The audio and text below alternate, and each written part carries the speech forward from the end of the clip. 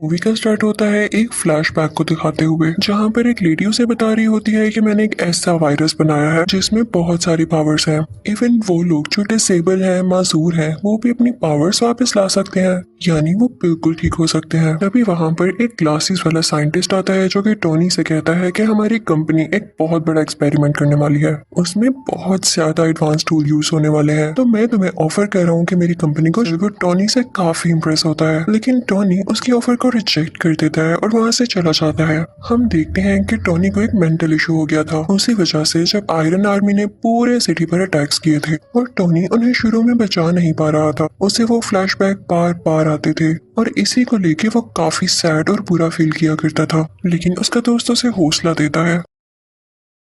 Iron man सोचता है कि अगर उन लोगों ने दोबारा से अटैक कर दिया तो मैं क्या करूंगा। इसके लिए वो आयरन मैन की पूरी टीम बना देता है और वो उस टीम का नाम रखता है आयरन लीजन। अब हमें पता चलता है कि पूरी कंट्री में दोबारा से अटैक्स हो रहे हैं और वो कोई और नहीं बल्कि मैंड्रिन नाम का एक आदमी करवा रहा है।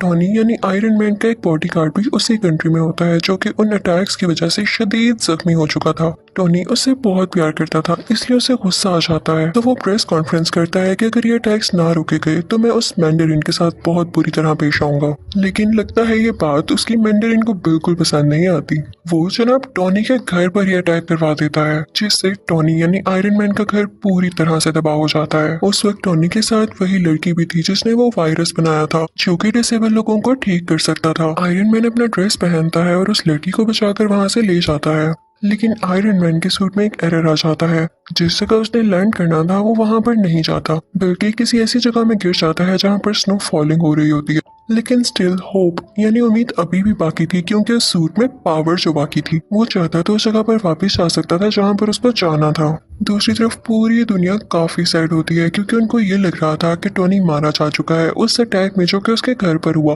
क्योंकि उसके बाद टोनी किसी को दिखाई जो नहीं दिया। आयरन मैन जिस विलेज में गिरा था वहां पर उसे एक बच्चा दिखाई देता है, वो उससे कई बातें करने लगता है क्योंकि वो बच्चा उसको काफी इनोसेंट लगता है। टोनी देखता है कि वो विलेज भी तबाह हो चुका है और सेम उसी तरीके से ये तबाह हुआ है जिस तरीके से टोनी के घर पर अटैक किया गया, तो वो समझ जाता है कि जरूर इसके पीछे मैंडरिन का ही हाथ है। अब वो इस सारे केस पर रिसर्च करने लगता है।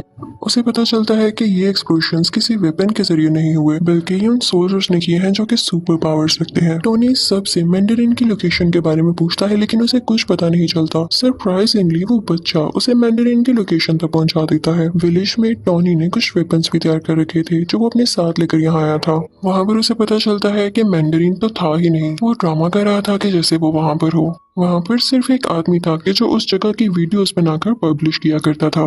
फिर यहाँ हम देखते हैं कि वही ऐनक वाला साइंटिस्ट टोनी से मिलता है, और दरअसल ना तो उसको ऐनक लगी थी और ना ही वो उसका गेटअप था। वो भी उसका टोनी को बताता है कि मैंने वही वायरस यूज करके खुद की डिसेबिलिटी को खत्म कर दिया है और अब मैं काफी स्ट्रॉन्ग हो चुका हूँ। वो साइंटिस्ट टोनी को बताता है कि मैंने तुम्हारी दोस्त यानी तुम्हारी सेक्रेटरी को भी किडनैप कर रखा है। वो उसे उसका विजन दिखाता है कि ये देखो, ये अब मेरे कब्जे में है। वो दरअसल कहीं और पर किडनैप हुई भी होती है और ये सिर्फ उसकी इमेज होती है, एक होलोग्राम। अब वो लड़की जिसने वायरस तैयार किया था वो कई सालों से साइंटिस्ट के लिए काम कर रही थी, लेकिन जब उस साइंटिस्ट को पता चलता है कि ये टोनी से भी मिलने गई थी तो वो उस लड़की को वहीं पर शूट कर देता है।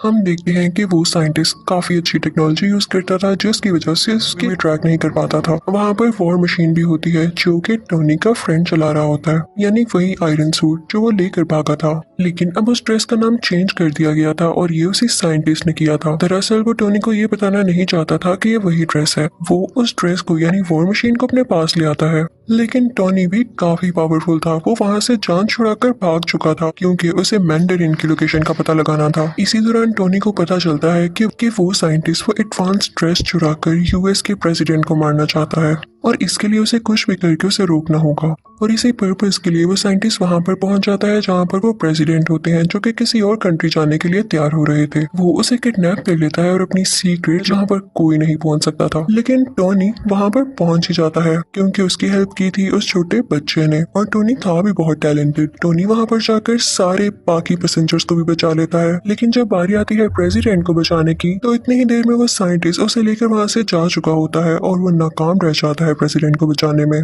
लेकिन हमें ये जरूर पता चल जाता है कि साइंटिस्ट की सीक्रेट लोकेशन क्या थी। ये समंदर के पास एक खुफिया जगह थी और ये प्रेसिडेंट को यहाँ पर पता है क्यों लाया था, क्योंकि ये उनकी डेथ पूरे सोशल मीडिया के सामने लाइव दिखाना चाहता था, जिससे इसको पॉपुलैरिटी मिलती, यानी ये मशहूर हो जाता और लोग इससे डरने लगते। और प्रेसिडेंट को पकड़ना इतना आसान नहीं हुआ था, बल्कि प्रेसिडेंट के नीचे जो बंदा होता है यानी वाइस प्रेसिडेंट, उसने जेलेसी में आकर प्रेसिडेंट की किडनैपिंग में उस साइंटिस्ट की हेल्प की थी। उसने ये लालच में भी किया था क्योंकि उसकी एक डिसेबल बेटी थी जिसको उस साइंटिस्ट ने वही वायरस देकर ठीक कर दिया था।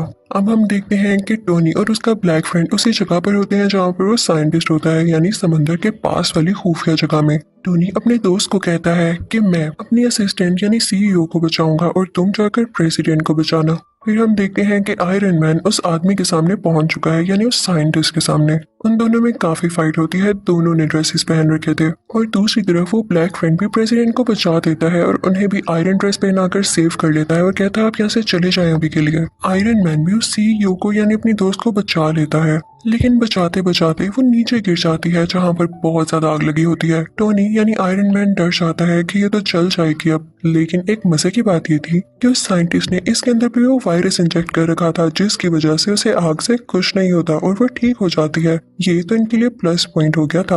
अब हम देखते हैं कि टोनी यानी आयरन मैन जाता है उसी साइंटिस्ट के पास। उन दोनों में काफी ज्यादा फाइट होने लगती है, लेकिन जब वो देखता है कि इस पर ना तो मेरी आर्मी का कोई असर हो रहा है ना तो मेरे अटैक्स का, तो उसके पास एक ड्रेस उतारता है और उसे साइंटिस्ट को पहना देता है। और उस ड्रेस में एक खास बात ये थी कि वो अपने आप को ही ब्लास्ट कर लेता था और टोनी फिर ऐसा ही करता है, वो ड्रेस ब्लास्ट हो जाता है। लेकिन वो साइंटिस्ट बहुत चालाक था, उसने भी वो वायरस अपने अंदर इंजेक्ट कर रखा था, जिसकी वजह से वो सरवाइव कर जाता है और उसे कुछ भी नहीं होता। बस इतना है कि वो जल चुका था, लेकिन स्टिल उसमें अभी भी पावर थी काफी ज्यादा। और तभी वहां पर वो सीईओ भी आती है और वो साइंटिस्ट को पूरी तरह से मार देती है, जिससे फाइनली वो मर जाता है। फिर वो सीईओ आती है टोनी के पास, वो दोनों गले लगते हैं और कन्फेस करते हैं कि वो एक दूसरे को पसंद करते हैं। उधर टोनी अपनी बाकी आयरन आर्मी को भी ऑर्डर देता है कि खुद को ब्लास्ट कर लो और ऐसा ही होता है। आसमान में लग रहा होता है जैसे फायरवर्क्स चल रहे हों। फिर नेक्स्ट सीन में हम ये भी देखते हैं कि पुलिस ने नकली मैंडरिन और उस वाइस प्रेसिडेंट को भी अरेस्ट कर लिया है। फिर हम देखते हैं क्योंकि टोनी यानी आयरन मैन काफी मशहूर हो चुका था, तो दुनिया के बड़े बड़े सर्जन्स उसका ऑपरेशन करते हैं। उसमें जो मेटल के पीसीस होते हैं वो उसको निकाल देते हैं। ये बहुत ही बड़ी गुड न्यूज थी, यानी ना उसे किसी टूल की जरूरत थी, ना उसे किसी कोर की, ना ही ड्रेस की जरूरत थी उसे जिंदा रखने के लिए। वो उस टूल को पानी में फेंक देता है और उसकी दोस्त यानी सीईओ को भी ठीक कर दिया जाता है। यहाँ पर इस मूवी की हैप्पी एंडिंग हो जाती है।